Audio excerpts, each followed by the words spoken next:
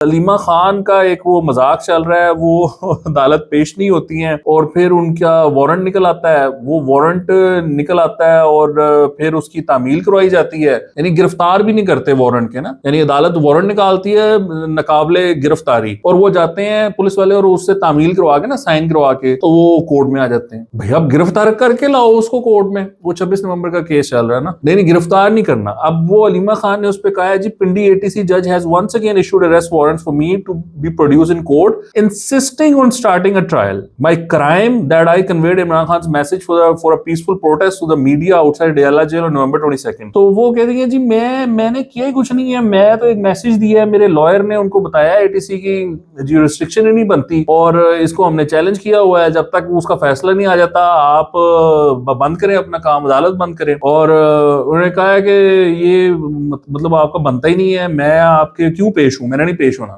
وہ انکار کر دیا انہوں نے پیش ہونے سے، وہ گرفتار نہیں کرتے اس کو.